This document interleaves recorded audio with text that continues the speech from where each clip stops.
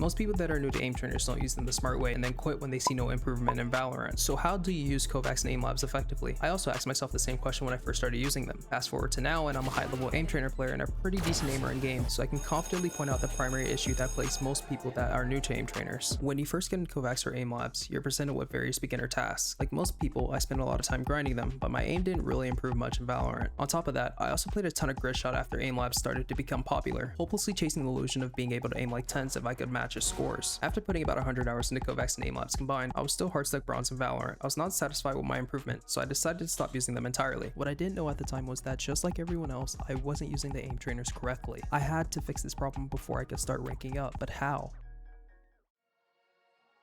About 2 weeks later, I was scrolling through my YouTube home feed when I stumbled across a CSGO video by someone named Viscos, and what I saw was nothing short of shocking. The speed and accuracy of the flicks that she was hitting was unlike anything I'd ever seen before. I had to figure out how her aim was that good. Her YouTube bio said that she was part of an aim group called Voltaic that apparently all used aim trainers. After poking around their Discord a bit, I found a routine that's supposed to improve your aim in games like Valorant. This playlist was my first introduction to static clicking scenarios. There are many different types of static sends, but generally you are presented with still targets and you have to continuously flick as fast and as accurately as possible to eliminate them. It was while playing static that I finally realized why I failed to see any improvement in my first time aim training. While the grid shots, top frenzies, and other beginner scenarios were fun to play, they also weren't very challenging. On the other hand, the static scenarios challenged me by either forcing me to go faster while still being accurate by flicking to smaller targets that were closer together, or challenging the speed of my flicking to larger targets that were further apart. These scenarios were really helpful in mimicking the various types of flicks that you often have to do during an average game of Valorant. I also played a type of scenario called speed target switching that was similar to the second type of static scenarios, except you had to keep your left mouse button held down while doing them. I found these scenarios really helpful for increasing my flicking speed while also mimicking spray transfers in Valorant. Finally, I played some scenarios that combined both static and speed target switching, where I had to flick quickly and accurately to smaller targets while keeping my left mouse button held down, which helped me to practice quickly acquiring heads in Valorant. I was now hitting shots that I used to dream up and top fragging in bronze lobbies that I used to break even in. But there was another problem. My routine at the time made my mouse control better, which meant that I can control my mouse at higher speeds. But it also resulted in me frequently overshooting and undershooting my targets, often by a significant margin. This was because I didn't fully understand how to properly execute a consistent flick. Most people think that a proper flick is one fast, accurate motion from point A to point B. Although this method can be used with some success on targets that are either larger or closer to the player, it's also generally thought of as very inconsistent. There exists another technique that is significantly more consistent, where you make a large, accurate initial flick near your intended target and then eliminate it with a small micro correction. If you analyze most of the flicks of your favorite aimers, you'll probably notice that what appears to be the first method of flicking is actually two motions if you slow the footage down a bit. This is because they have mastered this second technique to the point where they get the speed of a single motion while having the consistency of two. Speed target switching scenarios mostly train that initial flick to be faster and more accurate, as do some static scenarios. Other static scenarios are meant for you to combine your initial flicks and your micro corrections quickly and accurately in order to get higher scores. But I had not been training my micro corrections at all, which was the root cause of me over and under flicking so much. To fix this, I had to incorporate another type of clicking scenario into my routine, dynamic clicking, where you basically have to eliminate moving targets in one hit. However, I couldn't just play any dynamic clicking scenario. There exist certain types that are better for training Valorant aim because they're modeled after static scenarios. You still have to make a large initial flick like in the static and speed target switching scenarios, but the moving targets help to train your micro corrections even more effectively than still targets in static scenarios would. These types of scenarios also help you to familiarize yourself more with higher level Valorant duels where movement is incorporated into fights more frequently. The dynamic scenarios were the final piece of the puzzle for me to finally have cracked and consistent aim. I was no 10s, but I was still farming games and ranking up fast off of my aim alone. Eventually I started to become more engrossed in aim training, branching out from the Valorant scenarios to the more tracking based ones. My aim became so good that I was consistently putting up top scores on some of the most popular scenarios in Kovaaks and Aim Labs in all aim types. A lot of you would probably assume that my Valorant rank would be high since I was a top percentile aim trainer player by this point, since at the end of the day, Valorant boils down to killing the opposing player before they kill you, and having better mechanical skill than your opponent should give you a greater advantage. And that is where I made my biggest mistake.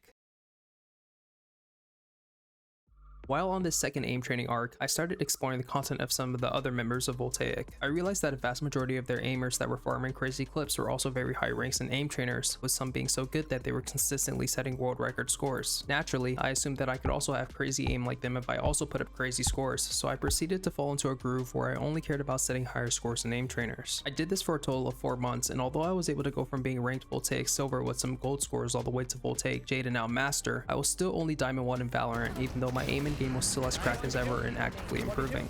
The reason for this discrepancy in skill between the two is because compared to games such as Overwatch or Counter-Strike, the head hitboxes in Valorant are gigantic and the base movement speed of all the agents is very slow. Why does this matter? Because these two factors make the margin of error in killing an opposing player in Valorant much lower, making the raw mouse control that you improve upon by playing aim trainers much less important in Valorant than in other games. We've all also tried to anchor a site through a util execute, or been destroyed by a raise flying out of nowhere with a judge, or been completely outplayed by a Yoru at one point or another. Point is, Valorant is a game with a lot of different intricacies which can turn the tide of a fight completely when used correctly. It doesn't matter how high your voltaic rank is or how many hours you've put into an aim trainer, you simply cannot out-aim a good KO pop flash, for example. You simply have to keep putting the hours into Valorant and keep encountering these flashes until you start to form an idea of when a KO might want to use these flashes and where they tend to come from in order to counter them more effectively. I wasn't focusing as much on other aspects of Valorant as much as I was focused on aim. So although I was nearly top 1% in mechanical skill, I was also only top 19% of all Valorant players. And this is the crux of using aim trainers the smart way. Just like how boxers use pass to practice combos so that those movements can be executed subconsciously when under the stress of competition, aim trainers should be used to practice different aim styles and difficulties so that you can do it all subconsciously when you're in an actual game, because subconscious actions are done so much faster than conscious ones. That means that if you aren't getting new high scores in an aim trainer, you're still on the right track as long as you're doing the right tasks and scenarios and can still notice your aim improving or remaining crisp in Valorant. And the reason why those Voltaic members were able to continue farming crazy clips while still setting world record scores was because they balanced their time to play their game of choice as well as aim trainers.